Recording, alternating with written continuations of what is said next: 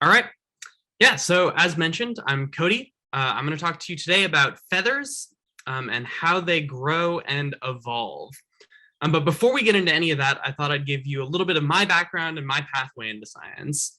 Um, so I started out getting into science through this man right here. This is Dr. Oak Thorne II, which is a very good name if you're interested in nature.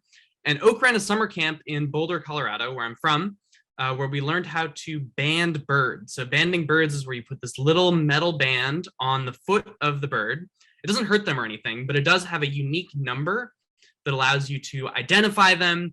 If they're recaptured or if someone finds it, you can tell, who banded it, how old that bird is, where that bird is from. So really, really important scientific information. But more importantly, when I was young, when I was 10, when I started doing this, it was exciting because I got to hold birds. And how often do you get to do that? So this really got me interested in science and nature. And as I moved through high school, I got more interested in sort of the small side of biology as well, doing experiments like this one, where you put some genes from some jellyfish into some bacteria and it makes the bacteria grow, which is really cool. So when I went to college in California. I wanted to do both these things, but I actually found it fairly tricky to take classes that allowed you to, study organisms like big animals and birds and nature and plants, and do the molecular side of biology, study DNA, genes, and everything. So I took classes in each of them. I took classes where we went outside and we looked for, this is us looking for frogs. And I took classes where we'd learn how to do like gene editing. This is CRISPR on some eggs, some butterfly eggs. But it wasn't until I met this man here. This is Dr. Rick Prum, now my PhD advisor, who said, let's go ahead and do both these things. Let's do genetics on bird feathers. So I got to work with birds and I got to do that molecular biology that I was interested in. But I'm not going to talk exactly about my work today. I'm going to talk more about the background of my work today, which is, of course, on feathers. So in this talk, I want you to keep a couple key questions in mind just while I'm talking. So first, I want you to understand, what are feathers? A pretty simple question, but we'll get into it. Second, I want you to understand how we can use development to understand evolution. We'll talk about exactly what both those terms mean a little later. Then I want us to apply those concepts of development and evolution to better understand feather evolution specifically. And then I want you to understand, why birds have feathers at all. Like, how did feathers evolve in the first place and what are they used for? Let's start with a really basic question. And it's one that you maybe all know the answer to, but let's have you put your answers in the chat anyways. So I'll ask you, what is a feather? So feel free to put whatever answer you think would answer this question in the chat, and I'll see if we get some good ones. All right, they protect the skin. Yeah, that is true. Bad hair. Bad hair is an interesting one because a feather is actually not hair at all. It's totally unrelated to hair, which is maybe surprising because it does grow out of the skin. But it's totally unrelated hair. That's a really good guess, though, because they are similar in some important ways. It is certainly stuff on a bird, and it does help them keep the skin warm and help make them fly. Those are both true. Colors do attract mates. Actually, Roman here's got a really good point. It is actually a lot like a fingernail in terms of what it's made out of. So feathers are made out of a substance called keratin, and keratin helps make up our fingernails. It helps make up some of our skin, our hair. But bird feathers are really unique because they're made out of a different kind of keratin that's not found at all in humans. So it's most close to a reptilian scale, a reptile scale. So those are good answers. So you're all pretty much on it, and we all have this intuitive notion of a feather, like it's that's a feather. But a feather is really, really complicated and very unique. And it's not really related to anything that we find on humans. It's actually totally unique to birds. And I put this slide in here just to show you how many complicated parts a feather has. It really has a whole lot of different parts, and they're very diverse and unique. But there's really two parts that I want you to focus on. I want you to focus on these barbs right here, which are like sort of these branching bits that come off the feather. And then I want you to focus on this rachis right here, which I'll also refer to as the backbone and the branches. And the rachis is sort of this central structure. I don't know if you can see my camera very well. My blur is kind of hurting it, but it runs down the middle of the feather right there. So really, really unique, complex thing, grows out of the skin and does a lot of things for birds. So good answers. Now, let's ask the next question here. How did feathers evolve? Well, before we even get into how feathers evolve, I think we first need to talk about what birds actually are. So I put this tree of life on here. So maybe you've seen trees of life before, but it sort of connects things that are related to each other. And down here at the bottom is where we have birds that are alive today, our modern birds, our chickens, our red-tailed hawks, our blue jays, those sort of things. And you can see they're closely related, but to the now extinct first bird, Archaeopteryx. But they're also related to a whole bunch of these dinosaurs, primarily theropod dinosaurs, but also pretty closely related to T-Rex. And of course, dinosaurs are a clade within reptiles. They're a group of animals that is within reptiles. That means that birds are actually a type of reptile. They're just a very specialized type of reptile. That's kind of interesting. But when we look back at the fossil record and we think about feather evolution, what's the first thing that we'd want to do? Well, we'd want to look at fossils for feathers. We want to see if the fossils that we find actually have feathers. And the answer is, yeah, some of them do. This is an example of Archaeopteryx, one of the best known fossils. I think it's in London, I want to say. But you can see it's really, really well preserved. And in fact, it has feathers all over the body, but particularly on the wings. And these feathers are really important because they look just like the feathers of a modern day bird, like this black kite that I photographed recently. They're very similar in structure and sort of in shape and in placement on the body of this Archaeopteryx. But of course, not all our fossils are this well preserved. And in fact, most of our fossils are not well preserved at all. So it's actually kind of hard to ask exactly who has feathers in the fossil record, because we often just don't have evidence for whether a fossilized animal has feathers or does not have feathers. So then that sort of causes a problem, because if we can't look at the fossil record, what can we look at? And we still have these birds that are alive today, so maybe we can use them somehow. And then, in fact, that's exactly what scientists have done. And they've asked a slightly different question than how feathers evolve. They've asked the question, how feathers grow? How do feathers grow? How do feathers develop?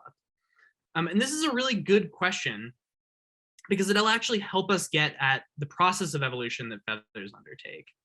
And to do this, we need to bring in this field called Devo-Evo, or developmental evolutionary biology, sometimes referred to as Evo-Devo. This is a field of biology where we use development, which is the study of how things grow, to study how things evolve. And these are two different processes. And at first, you maybe wouldn't think they're super related. Evolution is all about, adaptation to an environment. It takes place over millions and millions of years, and it often goes from one species to a different species. So this is sort of the basic example of human evolution, going from sort of our ape-like ancestors, sort of our chimpanzee-like ancestors, not chimpanzees. Chimpanzees are modern day, but sort of chimpanzee-like, all the way up through these various changes over millions of years to get to the species that we are today. This is different from development, because development happens over the lifespan of one individual organism. And development takes you from an egg to a fetus, or an embryo or a fetus, all the way up to, and here's the last example, here's the baby, but it continues through into adulthood. In fact, you, as you are right now, are still developing. You're still in that process of growing and changing. And that happens over the course of a lifespan. So it's maybe not super intuitive how these two things go together and how we can use development to understand evolution. But let's use feathers as an example, and we'll try and give an example of how we can use feather development to understand their evolution. We first need to ask some questions about feathers. Number one, we need to know how the feather develops. Number two, we need to ask, are there some developmental steps that need to happen before other developmental steps? And then from that, can we hypothesize how feathers evolved based on their development? Let's first start with the most simple question. How do feathers develop? Well, I should have a video here. Let's see if it loads. There we go. So feather develops out of the skin. It actually starts with this sort of goosebump looking structure. Goosebump, pun intended. It's not a goosebump. It's a feather follicle, but it looks sort of like a bump. And this bump will start to grow out and elongate. And what it forms is actually a really unique structure. It forms a tube. And it's sort of like the tube of your water bottle. It's hollow on the inside with some layers on the outside. And this tube is really, sort of superficially, it kind of looks a lot like a hair. It's sort of long and round, It's totally tubular, as my advisor likes to say, which just shows that my advisor grew up in the 70s surfing. And this tube elongates, and as it elongates, it starts to divide into these branches. And so these branches, they're called barb ridges, are actually going to go on and form sort of this outer part of the feather right here, those barbs or those branches. But of course, if we just form those barbs right there and we stop right here, we end up with a feather that just kind of looks like spaghetti. So we need to do one more thing, and that is we need to connect all those branches to a backbone. So how do we do that? We actually, if we zoom in here, which the video is going to do, we can see that on one side of the growing feather, we actually add new branches. And this doesn't make a whole lot of sense, but what this adding of new branches does is it causes all the other branches to be pushed out of the way, and they'll get pushed around the base of the feather, around that tube, to the other side of the feather, where they'll merge together and they'll fuse, forming that backbone. And so the feather stays curled up in a tube like this as it's growing. When the feather's done growing, the protective outer coating falls away, and the feather is allowed to unfold into your sort of archetypal bird feather, just like that. So that's how a feather develops. So to simplify this even further, I've got some pictures. So here's sort of the basic development. Remember, we go from tube, and then we do branches. And again, if we were to just stop it there, we'd end up with something that looks like this. And then the last step is to fuse those branches to this backbone. So in this process, are there some developmental steps? Are there some steps in this process that need to happen before other steps? And maybe I'll see what the chat has to say about this, because I want to see what you guys come up with. So what steps might need to happen first, and then later on the other steps will happen, but are there some steps that need to happen before other steps? Barbs come before the backbone. Exactly right. Are there other steps that need to happen? Tube comes before barb. Okay, maybe you guys are reading the arrows a little too well, but that's exactly right, actually. So the first step that needs to happen in feather development is you need to make that tube. You need to make something that grows out of the skin. And then the second step that needs to happen is you need to break up that tube into those little branches so that we get the branches in the first place. And then finally, the third step is to add those new branches, causing the movement and the fusion to that backbone. So you guys nailed it. That was really great. So from that, can we hypothesize how feathers evolved based on this developmental process? Well, the answer is yes. We know that some steps in the development need to happen before other steps. So what we can hypothesize is maybe those steps happen first in evolution. And that's mirrored in how these feathers develop. But of course, that's a little speculative, and it was actually very hard to prove at first, especially in 1999 when we first came up with this, when my advisor first came up with this. We didn't have as much fossil evidence back then. And throughout the past 20 years, we've actually collected a lot more fossil evidence that has helped us in understanding this theory. So I'm going to describe it here. So first of all, remember down here, this is our hypothesis. We go from tube to branches to feather. And does this make sense with what we see in the fossil record? So again, I'm showing you a tree here, the tree of life, with Archaeopteryx and sort of more modern birds up at the top. So the birds at the top are younger, and the birds at the bottom are much older. In fact, they're not even birds, they're dinosaurs. And we find a whole bunch of different kinds of feathers in these really well-preserved fossils. But we can sort of classify them into a couple categories that look like our hypothesis. You can see that 1 and 2 look really similar to this first tube, and then maybe 3 and 4 look really like this stage 2 in our hypothesis. And then these other ones look much more like that stage 3 feather that we find here. And in fact, when we look at the feathers that actually show up in the fossil record, we can see that the oldest birds had feathers that looked like that tube, meaning that in fact, the tube did evolve first, just like what we predicted. And when we look at birds a little bit later on, we can see that they have, they've got a lot of 2s, and then we start to see some 3s, and then finally we see a lot more, 4, 5, 6, 7, 8, 9, the stuff that looks a lot more like those modern feathers.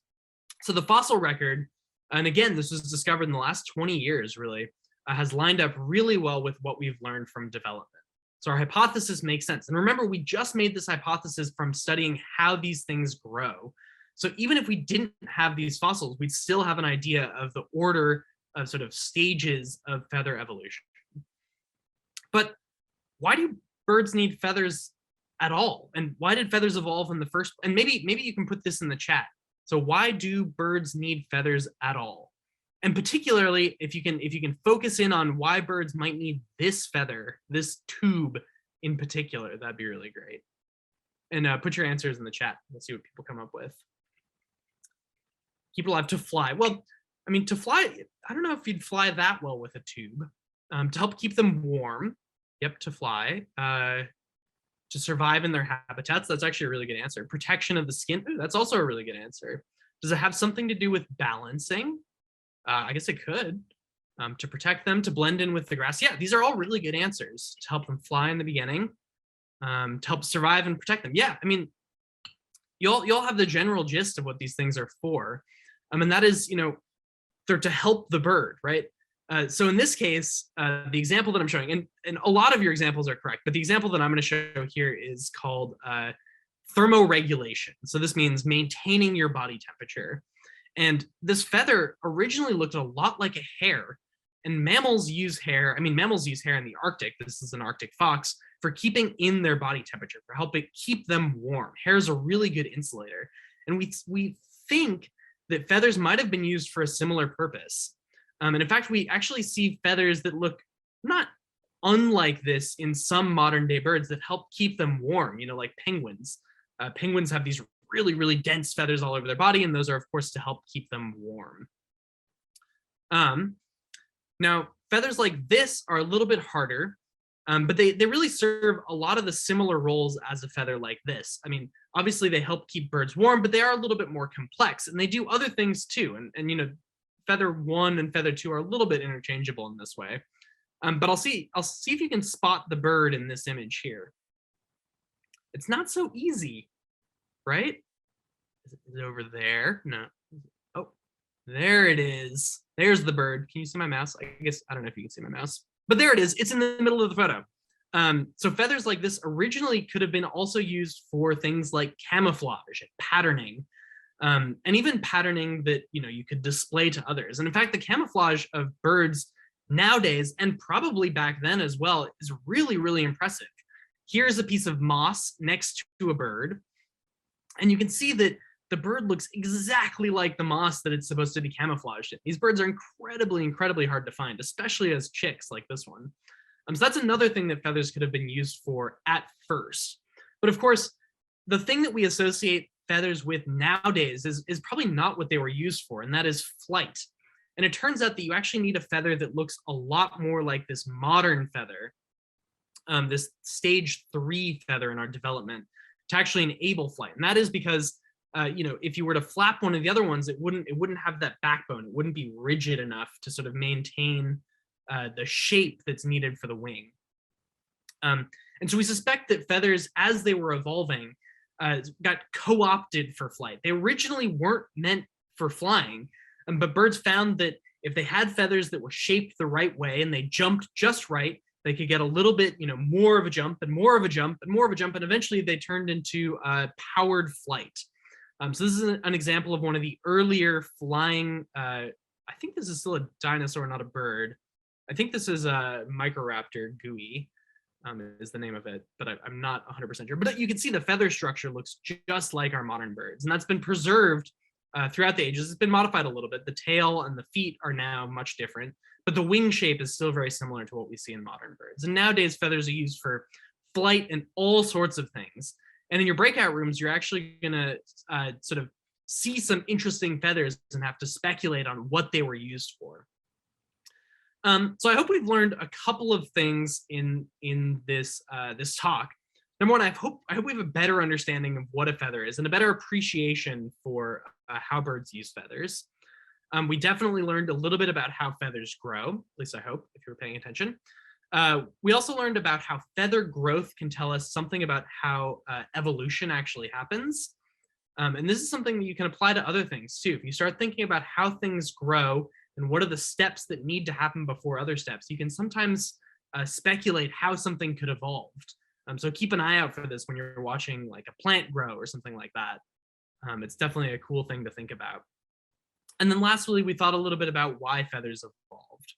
So with that, I guess I'll take questions after the breakout rooms, but I think you're now going to go to your breakout rooms. I'll turn it back over to Josie to organize that. Hi, everyone, and thank you so much for an incredible presentation, Cody. I learned absolutely so much about feathers. I think I was right there in the beginning, that at the beginning I thought it was just hair, but it turns out it is a lot cooler, or well, a lot different. Hair's Definitely a pretty lot cool cooler. too. Yeah. And the students had a lot of fun learning as well, and we have a lot of questions for you, and so I will get to a couple of them now. So one of the questions that we got a lot of questions about feathers and fossils. Specifically, number one, can feathers survive fossilization? And isn't there evidence that dinosaurs actually had feathers, like T-Rexes that have feathers? So like, what's the story on that? Yeah, it's a really good question. Feathers can survive fossilization, but it's rare. So a fossil generally is pretty rare. You're not likely, if you died, you're not likely to become a fossil. You need sort of nice conditions. And the stuff that fossilizes most easily is really, really hard. So for instance, bone fossilizes very well because it's primarily composed of calcium, which is basically a rock already.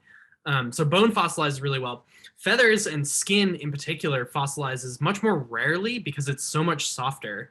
And obviously, when you die and all the flesh rots away, sometimes the feathers will just float away, and they'll be taken off the corpse by sort of things that are scavenging it.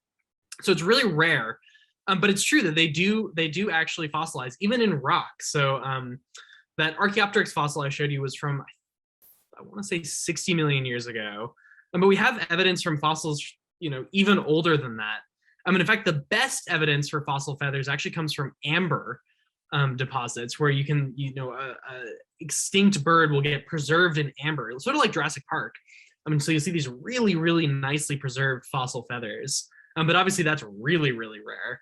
And recently in China, there's a valley in China that's been just sort of, producing all of these really, really spectacularly preserved fossils, where you can see the skin a lot more clearly. And this has only been discovered in the past 20 years. So really, really amazing fossils coming out of China right now. And yeah, to answer your second question, yeah, dinosaurs did have feathers. We didn't think that they did like 20 years ago, but we found some evidence that they probably did, including fossil evidence of feathers directly on some of these dinosaurs. So those theropod dinosaurs that I talked about that are closely related to birds definitely had feathers. Things like T-Rex probably had feathers, but they certainly weren't used for flying or anything. And they probably weren't fully feathered like a bird that we see today. But one bird that you probably don't think of as having feathers that definitely had feathers all over the body were raptors. And in fact, there's a really great, I want to say it's on Apple TV documentary called Prehistoric Planet that all these paleontologists have been raving about, because they do a really great job of rendering these dinosaurs with feathers on them. So you can see, I think there's some clips on YouTube that you can watch of feathered dinosaurs and what they would actually look like. That's really cool. Yeah, I think I'd be really scared if I saw something as big as a T-Rex with feathers. So Yeah, me too. I'm glad. Yeah. Maybe I'm a little bit happy that those ones went extinct.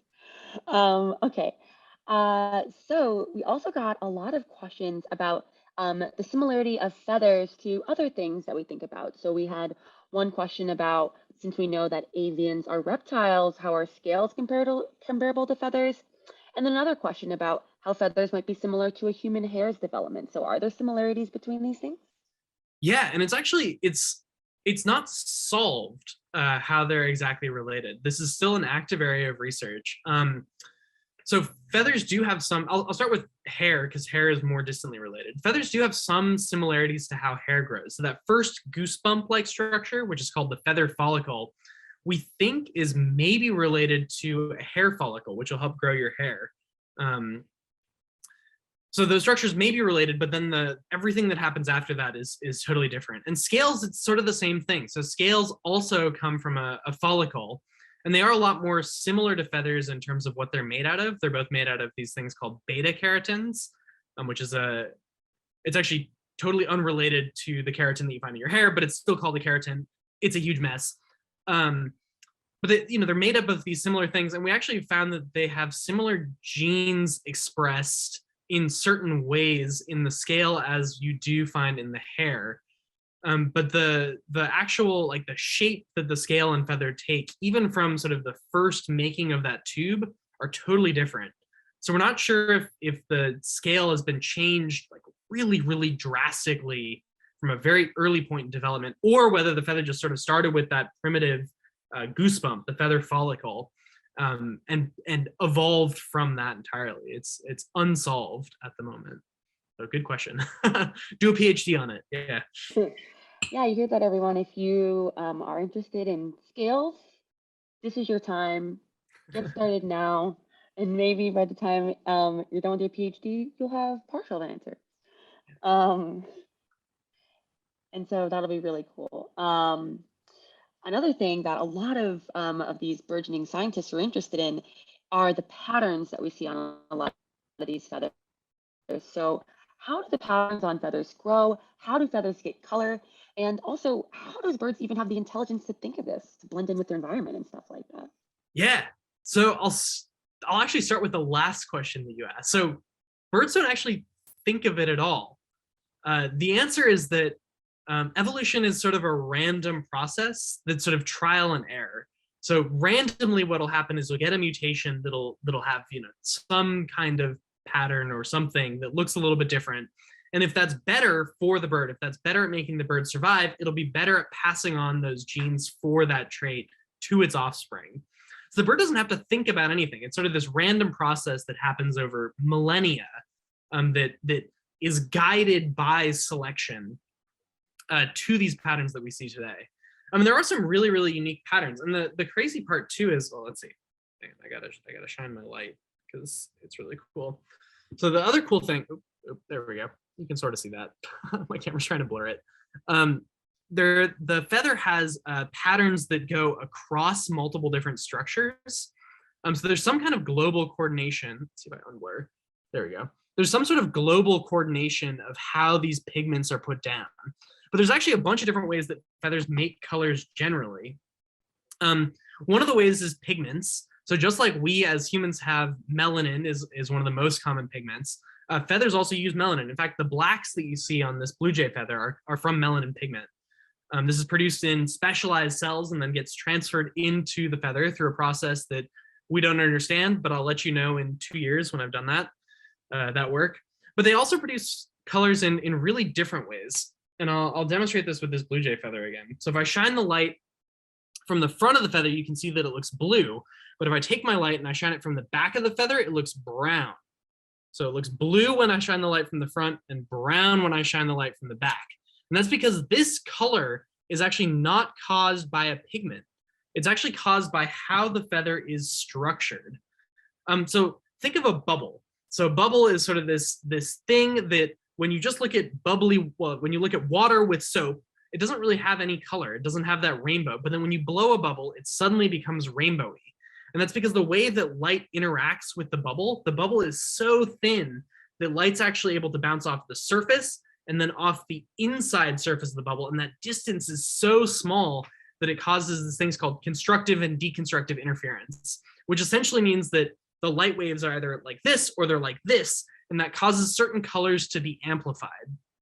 So in the case of this, it's actually much more complicated, but they have basically a bunch of these really, really thin layers that you can't see. This is, really, really tiny, 500 nanometers. So 1 nanometer, 500 millionths of a centimeter. So very small. But they have these tiny structures that do the same thing with light, but it only works from certain angles. That's why you'll see, like, for those of you who got to see the hummingbird in the breakout room, when the hummingbird looks away, it looks totally black. And when the hummingbird looks towards you, it looks super red. And that's because the angle of light matters for these things. And, same thing with this. That's why when I shine the light from this side, it looks brown. When I shine the light from this side, it looks blue. So that's called structural color. And it's very common. In fact, every single blue and most greens that you see in birds are structural colors. Turns out blue pigment is really, really hard to make. So birds just use structure instead. And there are a whole bunch of pigments other than melanin that birds use as well. As for how patterns are created, I'm working on it. It's still an active area of research. We really don't know a lot about how these patterns are actually made. So I'm working on that for my PhD. Good questions. Cool. And we're kind of out of time. There was a lot more questions in the chat, and I'm sorry that we could not get to all of them. But one person did ask what your favorite bird is, and I think we have to know. Oh. So, do you have a favorite bird? Yeah. Wait, do I have a picture of it? Ooh, let me hang on. I think my favorite bird, if I had to choose, I have a lot of favorite birds because I've seen something like 800 bird species nowadays. But my favorite bird is called the Hoatzin, which is found in sort of the lowland Amazon rainforest. It's also called the stinky turkey because it eats leaves. It smells really bad. It's just sort of big. It has claws on its wings. It looks really funky. You can look at it. I'll spell it in the chat. It's spelled like that. So you can look up a photo of what these birds look like, but they're very weird and cool, and I just think they're so neat. And they're also not related to anything. Like they're in their own order. So really weird bird. All right. Well, thank you again so much for this wonderful, wonderful talk. I'm going to go out and look at more birds before the sun goes down. And thanks again for talking with us today. And I'm going to pass it on to another volunteer to close up this session.